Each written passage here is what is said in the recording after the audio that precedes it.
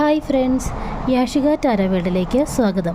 നമ്മൾ ഇന്നിവിടെ നോക്കാൻ പോകുന്നത് നിങ്ങളുടെ പേഴ്സൻ്റെ കറണ്ട് എനർജിയാണ്. അതിനെ ഞാനിവിടെ കുറച്ച് സ്പ്രെഡ്സുകൾ എടുത്ത് വെച്ചിട്ടുണ്ട്. അതിൽ നമുക്ക് കിട്ടിയിരിക്കുന്നത് 2 of ones, 3 of sorts, strength. നിങ്ങളുടെ വ്യക്തി ഭാവിയെക്കുറിച്ചോ അല്ലെങ്കിൽ കഴിഞ്ഞുപോയ കാര്യങ്ങളെക്കുറിച്ചോ ആഴത്തിൽ ചിന്തിക്കുന്നു എന്നാണ് ഈ കാർഡ് നമ്മൾക്ക് മനസ്സിലാവുന്നത്. നിങ്ങളിപ്പോൾ ഒരു നോ കോൺടാക്ട്സിലോ അല്ലെങ്കിൽ ലെസ് കോൺടാക്ട്സിലോ ആയിരിക്കാം. സോ നിങ്ങളിലേക്ക് എങ്ങനെ തിരിച്ചു വരാമെന്നുള്ളതായിരിക്കാം ചിലപ്പോൾ നിങ്ങളുടെ വ്യക്തി ഇപ്പോൾ ചിന്തിച്ചു കൊണ്ടിരിക്കുന്നത്. അവർക്ക് വൈകാരികപരമായിട്ട് ഒരുപാട് വേദനയുടെയിലാണ് അവർ കടന്നു പോകുന്നത് എന്നാണ് ഈ കാർഡ് സൂചിപ്പിക്കുന്നത്. ഒരുപക്ഷെ അവർക്ക് എന്തെങ്കിലും ചീറ്റിംഗ് കിട്ടിയിരിക്കാം, അതും അല്ലെങ്കിൽ നിങ്ങൾ തമ്മിലുള്ള ഇഷ്യൂസൊക്കെ ആയിരിക്കാം അവരുടെ വേദനയ്ക്ക് കാരണമായിരിക്കുന്നത്.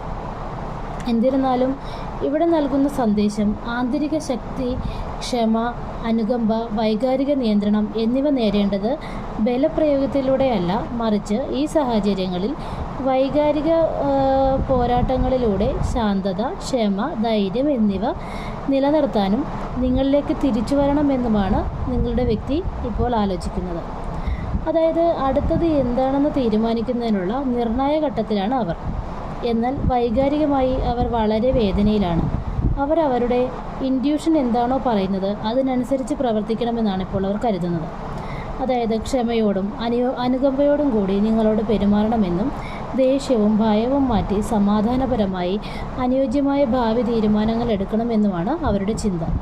അതായത് ഇത്രയേ ഉള്ളൂ. നിങ്ങളോട് അവർ ചിലപ്പോൾ നേരത്തെ ഭയങ്കരമായിട്ടും ഷൗട്ട് ചെയ്തിട്ടുണ്ടാവാം, ദേഷ്യപ്പെട്ടിട്ടുണ്ടാവാം.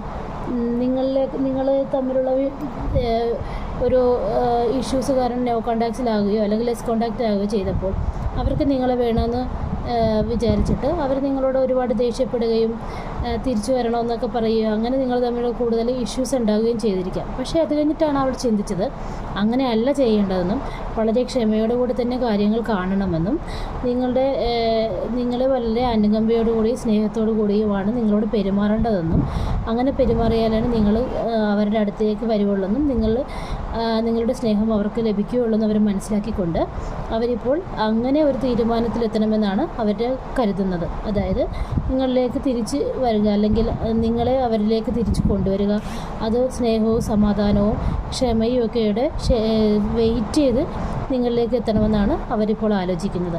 ഇതാണ് എൻ്റെ ഇന്നത്തെ റീഡിങ്. എൻ്റെ റീഡിങ് ഇഷ്ടമായിട്ടുണ്ടെങ്കിൽ നിങ്ങൾ എൻ്റെ ചാനൽ സബ്സ്ക്രൈബ് ചെയ്യുക, ലൈക്ക് ചെയ്യുക, ഷെയർ ചെയ്യുക. താങ്ക്